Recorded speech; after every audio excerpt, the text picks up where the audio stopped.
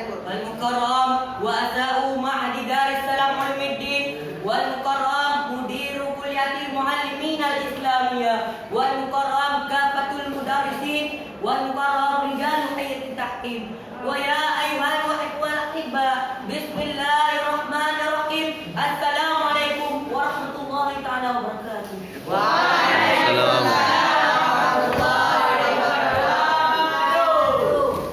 ولقد اشتهر أستاذ محمودي بمواهبه الجسام، ولقد اشتهر أستاذ ترمذي بلطفه بالكلام، ولقد اشتهر ولي الفضل بأخلاقه الكريمة، ولكن العلم الدين مشهور بإجابة السلام. وأنا أعيد السلام عليكم.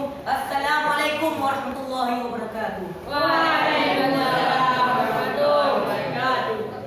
الحمد لله الملك الخلاق، الولي فلا ولي من دون ولواء، الغني الذي لا تغيض خزائنه مع كثرة الأنفاق، المحيط علمه بجميع الخلائق في جميع الآفاق، فسبحانه وتعالى من إله فلا عشي استوى وعلى ملكه استوى، ولا منازع ولا مشاق. أشهد أن سيدنا محمدا عبده ورسوله وخليله، أشرف الخلق على الإطلاق إلى يوم الخلاق. أما بعد، قال الله تعالى في محكمة التنزيل: أعوذ بالله من الشيطان الرجيم، بسم الله الرحمن الرحيم. وإذ تأذن ربكم لئن شكرتم لأزيدنكم ولئن كفرتم إن عذابي لشديد.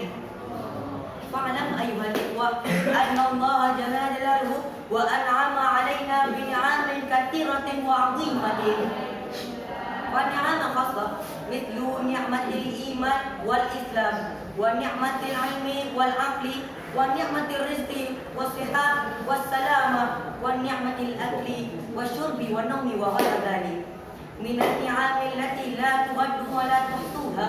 فما بكم النعمة فمن الله، وأما النعمة العامة فبأن خلق 7 سماوات وما فيها من الشمس والقمر والنجوم لمنافع عباده، وكذلك في الأرض وما فيها من البر والبحار والأنهار والأشجار والجبال والرياح والحيوانات.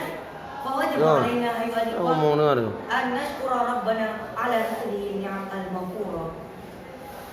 وإذا شكرنا ربنا ولا شك أنه سيجزينا أحسن الجزاء ويجعلنا من عباده الشكور. وأما إذا كفرنا نعمته فقد حق علينا غضبه، نعوذ بالله من ذلك. ومن لم يشكر نعمته فقد عرضها للزوال، كما ورد في الحديث: الحمد في النعمة أمان من زوالها.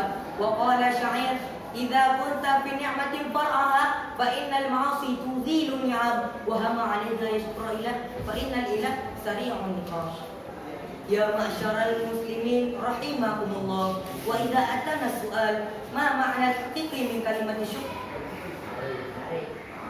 ما معنى حقيقي من كلمة الشكر؟ فمعناه الحقيقي 3: أولا تعبير باللسان وقول كلمة الشكر للتفضيل له، فوجب علينا أيها الإخوة أن نشكر في كل حال من شفتينا ولا ننسى ذلك. ثانيا إظهار بالفعل والعبادة وأخلاقنا إلى مخلوقات الله، وإذا ربينا تربية حسنة على أعضائنا فيكون الأعضاء صالحين، وإذا حسنت أخلاقهم حسنت عبادتهم فيكونون محسنين لآبائهم وأمهاتهم وأصحابهم وأمهاتهم. وإذا عملنا وأخلصنا كل شيء للأمة فكل شيء لله تعالى. ثالثا تكوين الشكر كاليقين في قلوبنا، فوجب علينا أيها الإخوة أن نكون صادقين ومتيقنين فيما عملنا في هذا المعهد الحبيب.